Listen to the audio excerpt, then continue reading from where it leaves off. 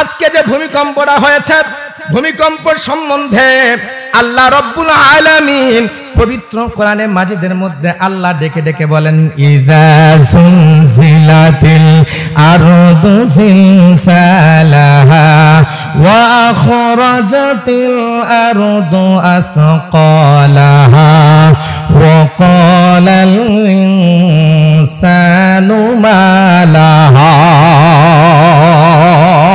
আর জোরে বলো আল্লাহু আকবার।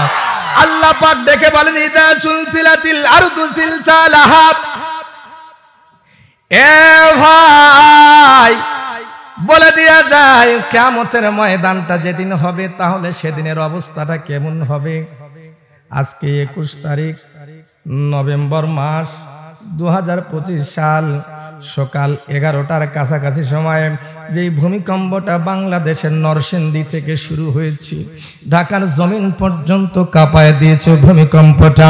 আমি যা মাত্র দেখলাম অস্থির হয়ে গেলাম, আমার দিলটা ভেঙে চুরমাচার হয়ে গেল। আল্লাহ ভূমিকম্প সম্বন্ধে জমিন যখন কাঁপে আল্লাহ বলেন, ইযা জুলজিলাতিল আরদু জিলজালাহা। জমিন যখন তার কম্পনকে শুরু করে দিবে, ওয়া আখরাজাতিল আরদু আতকালাহা, জমিনের ভিতরে যা আছে সব বের হয়ে চলে আসবে। সব দেখে মানুষগুলো বললেন, ওয়া ক্বালাল ইনসানু মা লাহা। মানুষগুলা ডেকে ডেকে বলবে, রে কি হলো, কি হলো, কি হলো।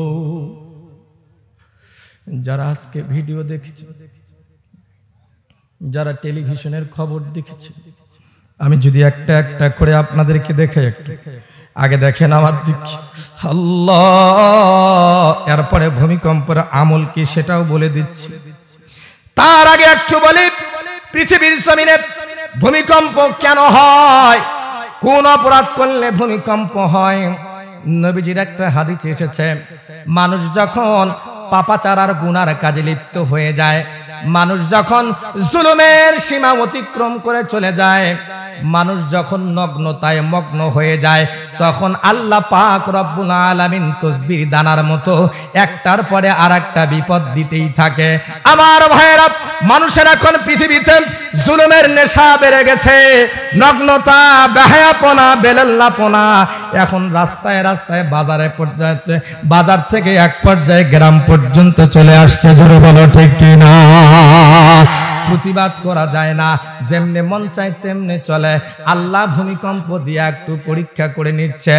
এ ভাই শোন, আজকের ভূমিকম্প কিয়ামতের ময়দানের কথা আমাদেরকে স্মরণ করায় দিয়েছে।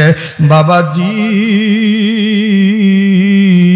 আল্লাহ পাক রব্বুল আলামিন কোরআনে কারিমে বলেন, ইয়াউমা ইয়াফিরুল মারউ মিন আখি ওয়া উম্মিহি ওয়া আবি ওয়া সাহিবাতিহি ওয়া বানি। যেই দিন পালায়া যাবে তার ভাইটা, আল্লাহু আকবার। যেদিন ভাই ভাইকে রেখে পালায়া যাবে, বাবা মা সন্তান রেখে পালায়া যাবে, সন্তানগুলো বাবা মাকে রেখে পালায়া যাবে, ওই দিনটা হলো কিয়ামতের দিন। আজকে ভূমিকম্পে বাংলাদেশে তাই নজির হয়েছে। এর মতো বয়সে ছোট্ট একটা মেয়ে মানুষকে নিয়ে বাবা গেছে দোকানে মার্কেট করার জন্য। বাবা যাহা মাত্র দেখলেন যে ভূমিকম্প সৃষ্টি হয়ে গেছে, এ বাজান, এই বয়সের সন্তানটাকে বাবা ফালায়া নিজের জানটা নিয়ে আগে দোকান থেকে বের হয়ে চলে গেল। এখান থেকে বোঝা যায় এই দুনিয়াতে কেউ কারো নয়, পরে কালেও কেউ কারো নয়। জোরে বলেন ঠিক কিনা। বাবা আগে দৌড় দিল, তারপরে সন্তানটাও দৌড় দিল। সন্তান তো বুঝে না, মানুষ বলে এটা কি হলো রে, বাবাও দৌড়ায় সন্তানও দৌড়ায়। আর একটা ভিডিওতে আজকে দেখলাম, আল্লাহু আকবার বলেন, আল্লাহু আকবার। এই মাদ্রাসার ফজিলত, আজকে ভূমিকম্পের দিনে একটা দৃশ্য আমি ভিডিওতে দেখলাম।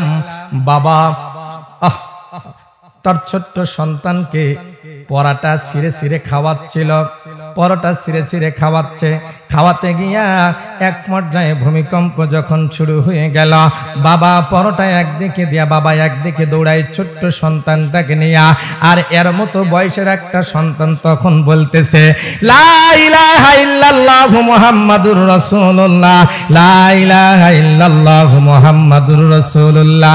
ছোট্ট বাচ্চাটা মায়াবী কণ্ঠে বলে লা ইলাহা ইল্লাল্লাহ মুহাম্মাদুর রাসূলুল্লাহ। এটা কোন জায়গা থেকে শিখলো? নিশ্চয়ই বাচ্চাটা মাদ্রাসায় পড়েছে। বিপদ আসলে আল্লাহকে স্মরণ করা লাগে, জোরে বলো ঠিক কিনা।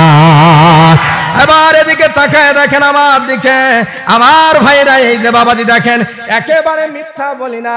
এই যে লেখা আছে ভূমিকম্পের প্রথম ধাক্কায় বাবা সন্তানকে ফেলে দৌড় দিয়েছে। তাহলে ভাবুন তো কিয়ামতের দিন কি অবস্থা হবে। ওই যে দেখেন আপনি, ওই যে বাপ দৌড়ায়, এখানে ছোট্ট বাচ্চাটা এখানে একটা লেখা লিখে দিয়েছে, বেচারা মৃত্যুর প্রস্তুতি আপনি নিচ্ছেন। তো দেখেন এখানেই বাবা সন্তানকে রেখে দৌড়ে পালায়া যায়। তাহলে কিয়ামতের ময়দানে আল্লাহর আযাব আর গজব যখন দেখবে তখন আর কি অবস্থা হবে, জোরে বলেন ঠিক কিনা। এ ভাই, একটা কথা বলে দিয়ে যায়, ভূমিকম্প মাত্র হয়েছে কয়েকটা সেকেন্ডের জন্য, তাতেই যদি আমাদের বিল্ডিং গুলা, বাবাজি তাকায় দেখেন বিল্ডিং গুলা পর্যন্ত ভেঙ্গে চুরমাচার হয়ে গেছে। এই যে দেখেন মানুষটা মাথাটা ফেটে একেবারে রক্ত বের হয়ে গেছে। তাকায় দেখেন ভূমিকম্পের ধাক্কায় আজকের দিনে লিখতেছেন এই জায়গার ভিতরে ভূমিকম্পে রাজধানীর বংশালে আর্মি টোলায় একটি ভবনের দেওয়াল ধসে 3 জন পরে নিহত হয়ে গেল। মানুষ সবাই যার যার জান নিয়ে দৌড়ায়, কিন্তু মানুষটার মাথা ফেটে গেছে। তাকায় দেখেন দর দর করে রক্ত বাইর হইতে আছে। কিয়ামতের ময়দানের দৃশ্য আজকে কয়েকটা সেকেন্ডের মধ্যে আল্লাহ দেখায়া দিয়েছে। দেখেন যারা মোবাইলটা দূর থেকে দেখতে পান, দেখেন মানুষগুলা গাড়ি ফালায়া হাঁটু গেড়ে গেড়ে দৌড়াচ্ছে। আমার ভাইরা, এই যদি হয় সামান্য কয়েক সেকেন্ডের ভূমিকম্পের অবস্থা, যেই দিন আল্লাহ পাক কিয়ামত ঘটাবার জন্য সিংহায় ফু দিবে, না জানি আর কি দুরবস্থা হবে। গজবগুলা বাঁচার থেকে আমল করা দরকার আছে না নয়? আসুন আমার দিকে লক্ষ্য করুন, ভূমিকম্পের মতো যদি কোনো গজব দেখা যায় আপনি কোন আমল করবেন? আল্লাহর নবী ডেকে ডেকে বলেন, যখন ভূমিকম্প দেখা দিবে তখন তোমরা এই আমলটা করবে। আমার সাথে বলেন আল্লাহু আকবার, আল্লাহু আকবার, লা ইলাহা ইল্লাল্লাহু আল্লাহু আকবার, লা শারীকা লাহু। এর মানে আপনি আযান দিবেন। আর এক বর্ণনায় এসেছে আপনি বলবেন এই দোয়াটা, ফাবিআইয়ি আলাই রাব্বিকুমা